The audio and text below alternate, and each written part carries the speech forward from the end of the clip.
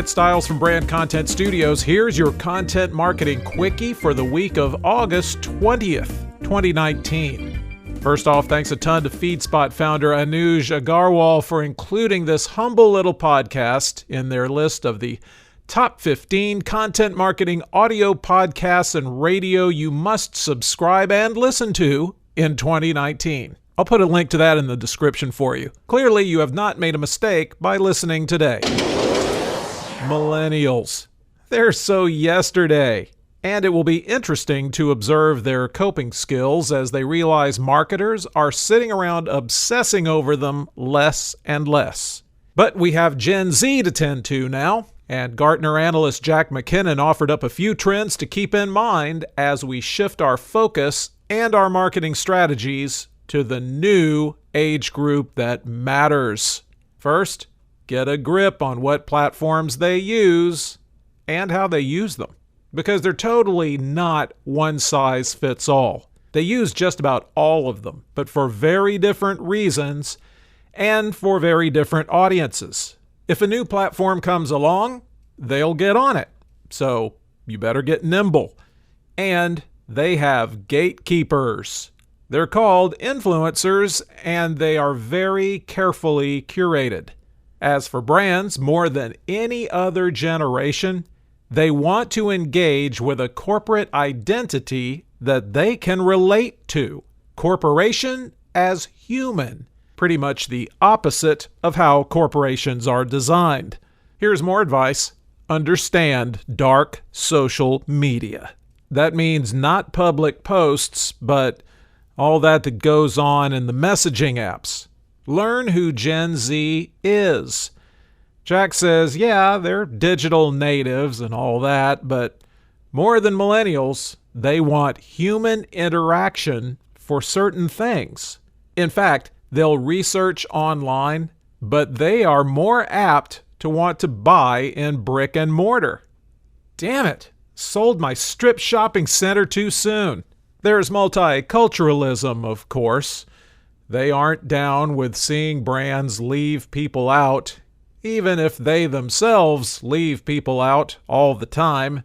Hey, hypocrisy is something all generations can agree on. But be warned, if you do culturally specific content, you better be 1,000% familiar with that culture. Otherwise, you're seen as pandering and exploiting.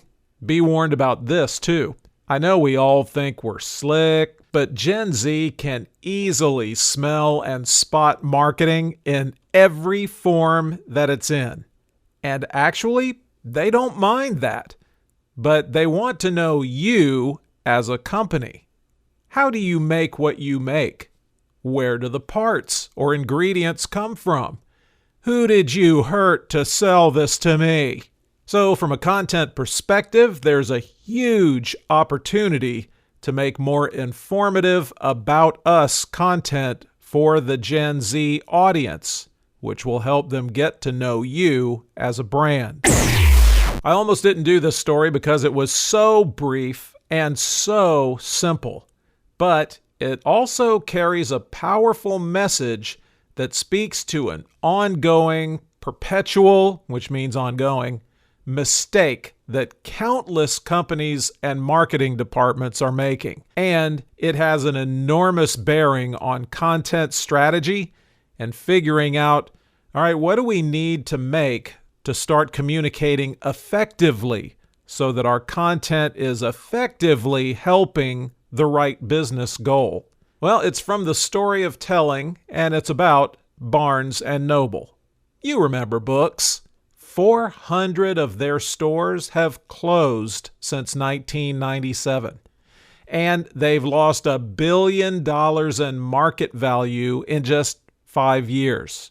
Well, here comes a private equity firm that owns UK bookseller Waterstones to save the day, maybe. Ending sentences with maybe is Carly Rae Jepsen's lasting influence on me. Waterstone's CEO James Daunt has the daunting task of moving to New York and saving this, what we will understatedly call, situation. Where is he supposed to start? Where would you start? Well, he decided the key thing that he needed to do was determine and clearly describe the root problem. No holds barred. And this is where he landed. You want to love Barnes & Noble, but when you leave, you feel mildly betrayed. It's a bit ugly. There's piles of crap around the place. It feels unloved. The booksellers look miserable. It's all a bit run down. Now, he could have said, well, people prefer to shop online, which we just heard is not true, at least of Gen Z. Or people browse, then they never buy. But those are symptoms. He pressed on to the problem. If you create solutions and, yes, content, before you've identified the real issue to be tackled, you're just wasting lots of money and the talent of your people driving into some ditch. But you know what the biggest challenge is, right? Being honest about the problem in environments where everyone's about assigning blame and being defensive. If that's your culture, sayonara. I like to give you some tactical things, and in this quickie, it's going to be how to make your emails less annoying and more successful. And Jen at CMI reminds us 59% of consumers prefer communication from brands via email above any other channel. Doesn't matter what context. And then she rounds up some experts who tell us the mistakes we might be making. Like Ardath Albi of Marketing Interactions says emails dive right into blabbing about products and they skip over giving any reason why the reader should care. Julia McCoy of Express Writers says, cool it with the pitch emails. You should do 3 customer-centric value emails for every selling email that you do. How about stuffing every email with everything you can think of in a fury of this is my only chance desperation? That's what Agile Sherpa's Andrea Freyer thinks. She says, geez, pick a path to take the subscriber down and make it easy to follow. She didn't say geez, that was me. I love what Andrew Davis says most of the time, so no big surprise, his was one of my favorite responses. What is with the email from no reply? Nothing screams, I, the humanless, anonymous company, want to shove something down your throat and no, I don't want to hear back from you more. That's an order of extra large stupid. Carlos Abler at 3M echoes something I've always griped about. Going in for the kill on first contact.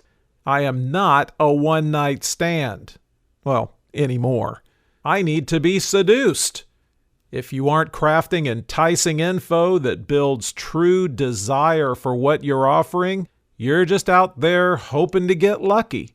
And lastly, Carmen Hill at Chill Content gets irked when a registration form asks her a question, she answers it, and then the pitch that comes back completely ignores the information that she voluntarily gave. If you have under 10 employees, you aren't a prospect for enterprise software suites.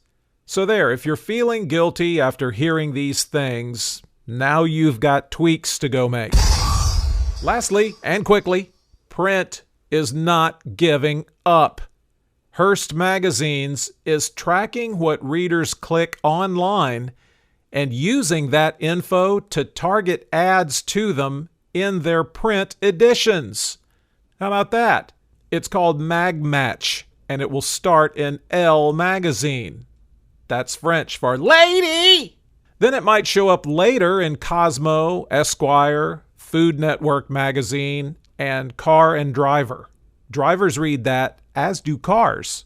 Here's what happens according to what Adweek's Sarah Jurdy writes. Hearst uses their first-party data to tell whether a reader is leaning towards a particular product. They then go to the maker of that product and say, hey, like you just thought you'd like to know, this reader is thinking about buying your thing, and needs to see a print ad to close the deal. So buy that ad with us now, please. This ad can even be personalized with their name. Hey, that skin softener is talking to me. In Car and Driver, the magazine will know if its reader likes trucks or sedans. Charles Woolrich heads up Hearst Data Studio and says the first-party data used is stuff like buy buttons. But since most subscribers aren't logged on to the Hearst websites, they anonymously match their behavior using third parties. And this is subscriber only. It'd obviously be very difficult to do this with newsstand copies, but I think there will come a day when the magazine I'm reading in my dentist's waiting room says, "Hope you don't need a root canal for a change today, Mike." That's the Content Marketing Quickie for this week. We're really starting to get noticed, but there's still time for you to subscribe and say, "Hey, I was one of the first to discover it. You other guys are slow and lame." We'll be back next week.